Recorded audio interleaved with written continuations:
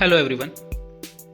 As you can see, lateral malleolus is already marked. Our incision is 1 centimeter posterior to the posterior border of lateral malleolus and roughly 1.5 to 2 centimeter proximal to the tip of the lateral malleolus. Our incision is roughly 1.5 to 2 centimeter in length. So first we have taken the skin incision, then release the fascia from both the end of the incision. After releasing the fascia, we give a nick to the paratenon fascial covering of peroneus longus tendon. After giving the nick, we will take the forceps and scissor and extend the paratenon incision proximally as well as distally so that we can easily identify the peroneus longus tendon and we can take it out easily. After releasing the paratenon, we will take a curved artery or right angle artery to take the peroneus longus tendon out. So as you can see, we have taken the peroneus longus tendon out. You can see there is no muscular attachment to this tendon. So this is the differentiating point between the peroneus longus and peroneus brevis. If you see peroneus brevis, there are some muscular attachment with the tendon. With this, you can easily differentiate between the peroneus longus tendon and peroneus brevis tendon. Peroneus brevis tendon is running parallel and medial to the peroneus longus tendon.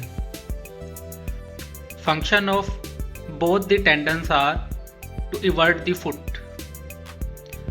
Peroneus longus tendon is generally used for the multiligamentous injury, not for the primary case of ACL reconstruction.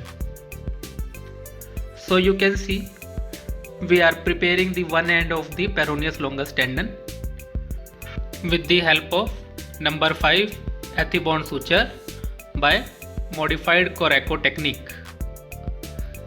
With the use of peroneus longus as graft, generally we will get the final width of our graft is 10 to 11 mm.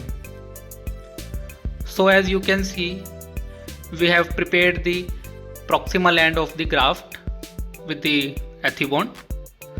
So after preparation, we will start preparing the distal end of the graft with the help of number 1 Vicryl suture, so that we can later tie it with the peroneus longus tendon.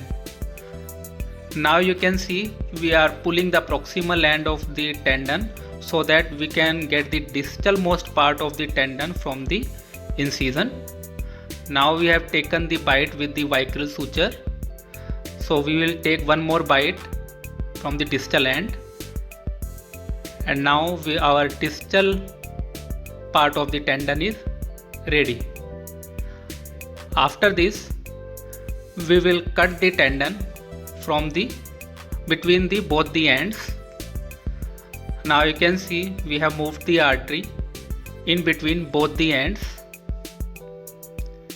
Then with the help of a knife, we will cut the tendon. So tendon is cut.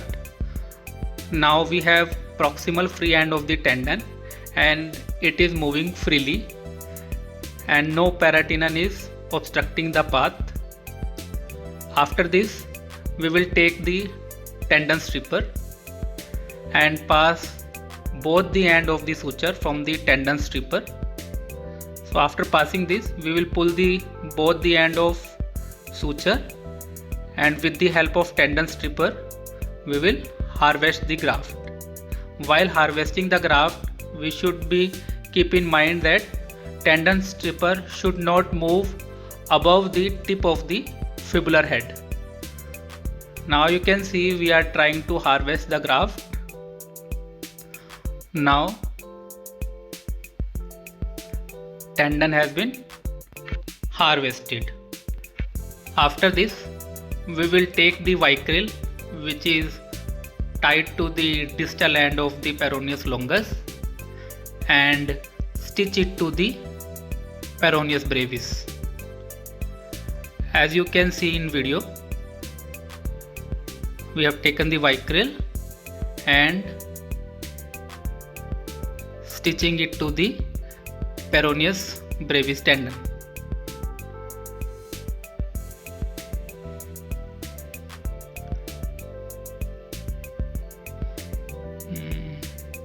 Now the peroneus brevis tendon is visible, and we are tying the distal end and making the knot.